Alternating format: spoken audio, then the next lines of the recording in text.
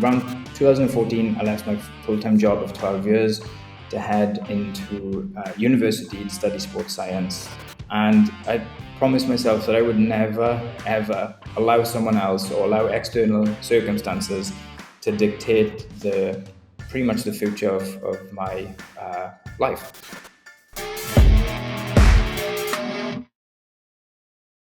For those of you that are new to this podcast or who don't know this, I'll provide a little context for this episode. So at least there's some level of foundation to build on, and it kind of makes sense as to why I'm living like the way I live and how I've come to live like this.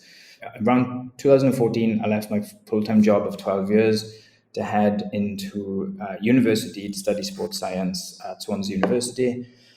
From 2014 to 2017, I did my degree, met some amazing people, some I would consider lifelong friends, which was really interesting because I was 28 when I first started, and the majority of people that I spoke to were between the age of 18 and 19 at the time.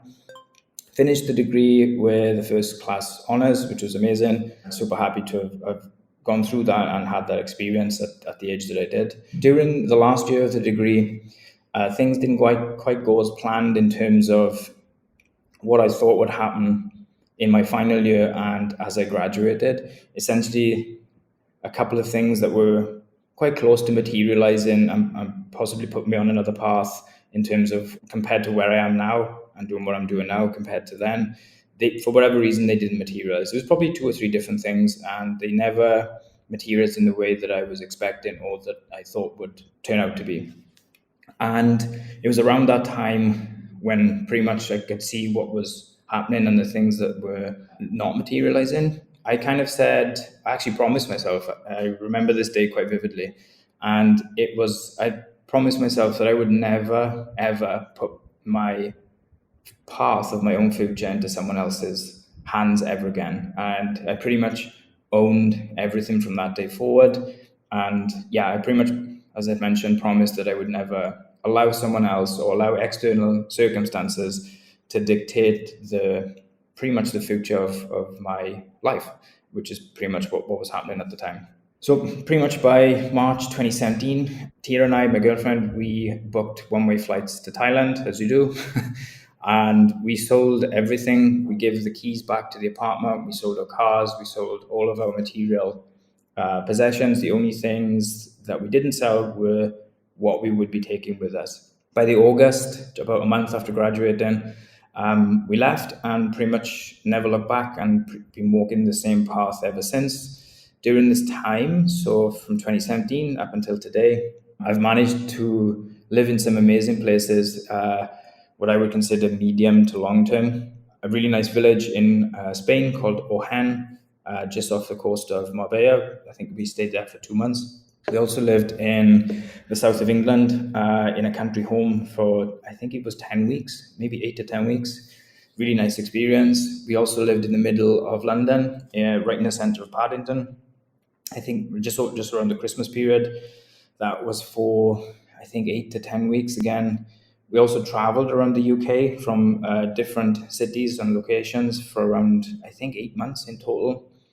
Spent 14 months in total living in different parts of Thailand. Also been to Vietnam, Kuala Lumpur, and Myanmar. And the beginning of 2020 came to Bali and been here ever since.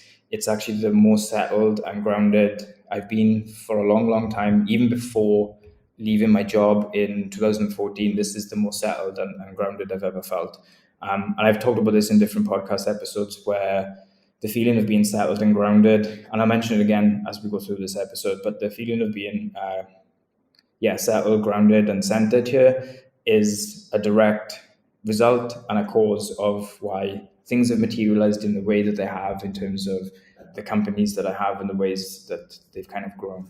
So I would say over the last couple of years, there's probably like 5 main key takeaways of living like this, which I thought I'd share because some people are on different paths and different trajectories, depending on where you are in the world listening to this and where you are in terms of the growth of your business or even the growth of you as an individual. I think it's important for me to at least share like my experiences over the last 5 years of being able to live like this. And I think it's probably important for me to start with the one that I'm about to start with first, because it will never change for me. And I still feel the same today as I do the first day that I realized what was happening. And it's the ability to legitimately be free from any specific location. It's honestly been one of the biggest joys I've ever experienced. And even after 5 years of being able to do this and pretty much live at a destination that I would like to live, I still don't have the right word to describe what this feeling's like. And somebody asked me this a couple of months ago, and it was, "Can you describe how you feel being able to like live in somewhere like Bali for as long as you have?" And I still can't pick a word for it, and it's something I'm forever grateful for. But the best way I can describe this is freedom. That's the only way I can describe what the feeling feels like for being able to live in an individual location at and one that I choose. And yeah, it's one of the most freeing things, and the feeling that I can describe is just freedom. So I think it's important to start with that one first. Is number one is the ability to legitimately live in any particular place that I like. And yeah, it's something I still appreciate as much today as I did in the first couple of weeks of leaving the UK in 2017. So the second one is kind of tongue in cheek, but also kind of a phase that I think everyone goes through when you're pretty much in a position to live stroke work like wherever you want. And it's the lifestyle photos that you see of people working by the pool with a laptop or on a sun lounger on the beach. And yeah, they're just this is just, obviously this is all my experience and all my opinions, so like you guys can take this however you want, but it's unrealistic and it portrays something that it's not. And if you've ever done this, like if you've ever actually done this and been by the pool, or and you have your feet in the pool and your laptop on your lap and you're typing away, or even the laptop on the beach, it's not comfortable. It's the least productive thing you could possibly do. It's hot, it's humid. You get sand on your keyboard. It's just not it's not the best thing to be doing if you're actually working. It's just not comfortable for all of the different reasons I've mentioned, let alone posture and being able to sit like comfortably. I mean, there's a dozen reasons, but yeah, I think it's easy to fall into the trap of that's what the ability to live and work where you want, like that's the thing that people crave. And I think those photos lead people down a path that is something that's not realistic, at least in the medium to long term. And I think everyone might go through this stage. Like I certainly went through it when I first was capable and had the ability to work and live wherever I wanted. And you kind of soon realize that all of those lifestyle photos that you see, they're not practical. And yeah, that's my opinion. And again, this is just my opinion. Again, I actually think the ultimate flex is not being in amazing places, beaches and beach clubs with your laptop and working. It's literally just being there and enjoying the experience for what it is. I think that's probably my take on all of that aspect. It's not the fact you can actually take your laptop to these amazing places. It's actually being there and taking in the entire experience for what it is without working. That's just my opinion on everything that I've seen and experienced over the last couple of years. So I think the third one, I've probably used many of these areas. I've see some benefits, but the negatives for me personally, for where I am right now, they outweigh the positives. And that's co-working spaces. I know co-working spaces are massive for many different reasons in many different locations, but for me, yeah, I've been to some very interesting co-working spaces. I've met some great people, but in my experience, it's as a place to work and actually get stuff done. It's not been great for me. Whether that's a constant turnover of people, whether it's like too social in terms of the volume of people coming in and out, whether it's too busy, too hot. There's a number of different reasons and factors. There probably isn't one that I would say is a reason why I don't like spending time in co-working spaces. It's probably a collective of a bunch. But yeah, I've spent some decent time in some co-working spaces over the last 5 years. And for me, they're not a great place to concentrate and focus, even in the short term. I think they're probably a great place of creating connections and having that social aspect, and they're probably worth dipping in and out of on occasion, especially to the workshops and some other stuff. But as a place to sit and work, they're not for me. So the other one, so this would be number 4, is when we first moved to Thailand, you have all this kind of location freedom in terms of like you can go wherever you want. And a trap that we kind of fell into and saw other people fall into and still see this like today is moving around for the sake of moving around. And what I mean is, it's like because you have the ability to move from city to city, country to country, like area to area, it doesn't mean that you need to do those things, especially if you're running a business. And I'll talk about this like a bit more in a while. But moving around for the sake of moving around, whether it's like a tick list or a checkbox, like and a process you're working through to tick off all of these places that you must go to or must see, it's probably one of the most destructive things I've ever experienced. And for about 2 to 3 years, I would say 2 years, it did not help me in any way at all.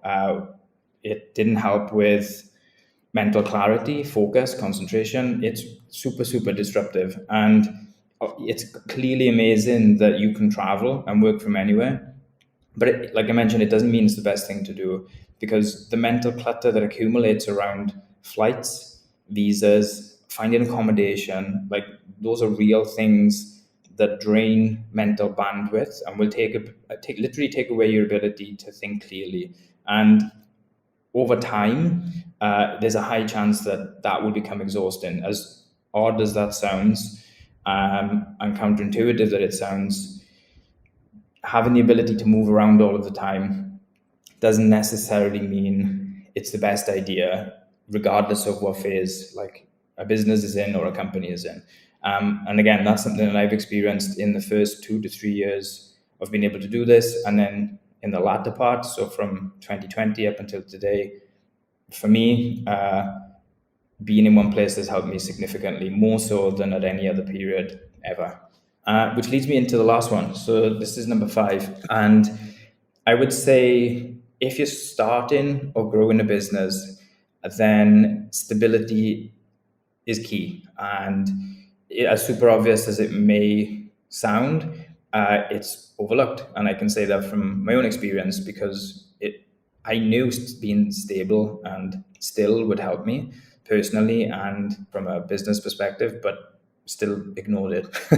And yeah, I mean, just being in Bali for the last 2 years now, I've grown as an individual, and so too have the businesses that I'm involved in. And stability has been my friend for the last 2.5 years. And it also helps having the routines and the habits in place to support like your growth and the growth of a business. They're super important.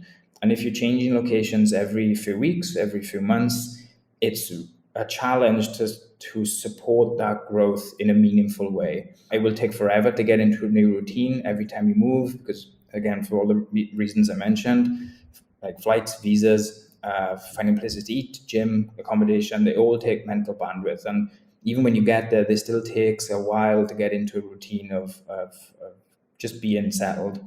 I think being in a phase of the business, like where you have a team that runs everything, but not just runs the business, actually grows the business, then and does that on autopilot with like totally without you, then at that point, then hopping around and traveling around and fast travel is probably a really good time to travel around and see all of the different things at different times, even in a short time frame, because your input's minimal to any business or any project that's going on right then.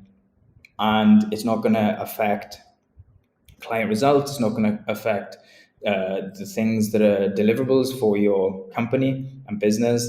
If you have a team that supports that, then obviously that's a very different aspect and a very different mindset and a place of growth than if you're just starting out, or intentionally trying to grow a business. Then stability will be your friend, and it has been for me for the last 2.5 years. And I think that that's probably uh, a good aspect to kind of understand, where you can build a business and grow a business while traveling. I just don't see the ability to move fast and make big changes when you're constantly traveling and having to settle into new routines and new locations constantly. At least that's been my experience over the last 5 years, I would say.